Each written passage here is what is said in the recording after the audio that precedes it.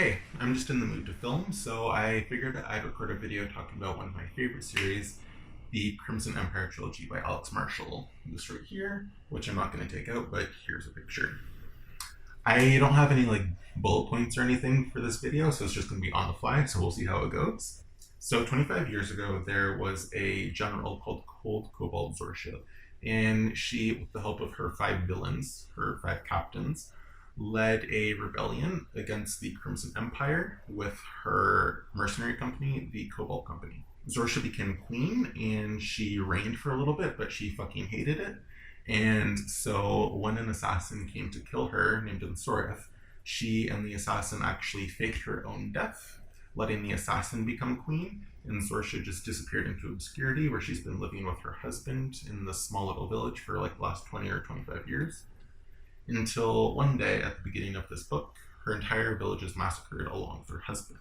Hence the opening words, "It was all going so great right up until the massacre." Zorsha's convinced that it was Queen Insoreth who sent the Crimson Cavalry after her, and so she wants to go on this little kind of revenge quest, and to do that, she goes and tries to recruit her 5 villains, and she hears that somebody seems to have revived the Cobalt Company, and so she goes to join up. She's one of the perspectives in the story, but there are a couple others. We have Moroto, one of her villains, who's a washed up drug addict all this time later. We have some nobles who are very silly and some of the funniest characters in the story. And we have an anathema war nun, etc. So in this world, the continent is called the Star, and the religion is the Burnished Chain, and the Chainites are really fucked up, quite honestly. One of the biggest sins in Chainite religion is mercy and compassion, forgiveness. Some of the virtues are spite and viciousness, etc. So that kind of gives you an idea of what they're like. In this world, there are people called Wyld OR or anathema, and they are people born with kind of deformities.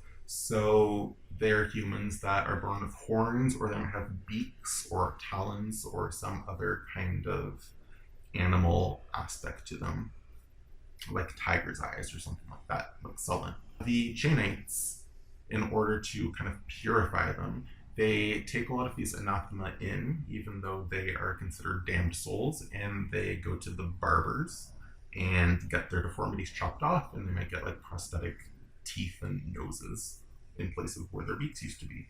And they are raised in this religion to kind of hate themselves and spread the word of the Chainite religion. In this world, there is something called the First Dark, and that's what the Chainites kind of worship.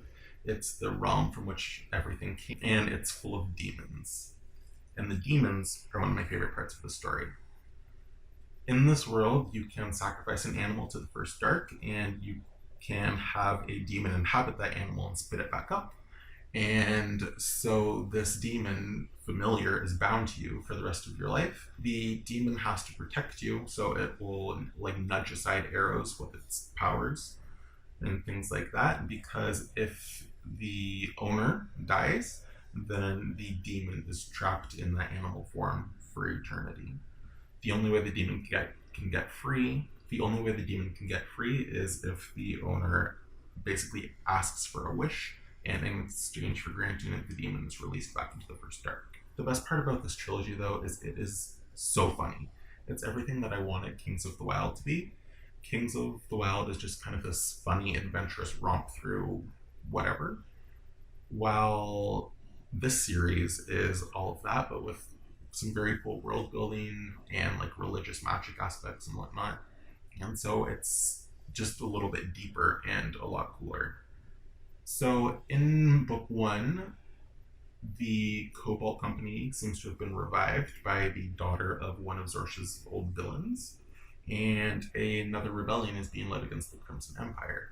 The army sent to put down this rebellion, the Crimson Army. That's kind of the story that we're following in book 1, but things kind of get weird from there. The Burnished Chain plays a really big role and kind of becomes a villain, since they're pretty fucked up, obviously. I would also highly, highly recommend the audiobooks for this.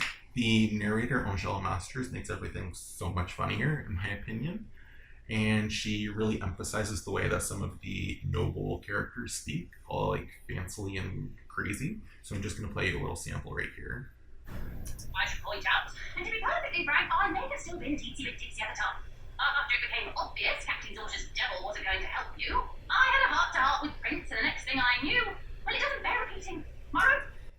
See, how can you not love that? Oh, another really cool aspect in the story is that everyone is some kind of queer. I don't think there's a single straight character in the entire series, honestly. I remember reading, and he pushed Sullen out from between his legs, and I was like, wait, men can't get pregnant. And then I was like, oh, gotcha. So it was actually really, really nice and refreshing seeing everyone be some kind of gay and nobody batting an eye whatsoever. It's not even like remarked upon. Just everyone is gay, bisexual, trans, intersex, polyamorous. It's just really, really nice, honestly. Anyway, I wanted this to be a quick video, so I'm not going to go too much into it. But those are just some of the aspects that I really love about this series, and I hope that you give it a try because it is hilarious and well worth your time. I've got a couple people to read it on BookTube. Ashley from Don't Have a Degree in Reading and Pierre Ford. And if you watch Pierre's reading vlogs, there are points where she's literally like crying laughing. And same for me. I was listening to the audiobooks on the bus and I just burst out laughing sometimes, which is a little embarrassing when people look at you like you're crazy. But that's just how funny the books are. So if this interested you, I hope that you go and pick them up. And with that, ciao.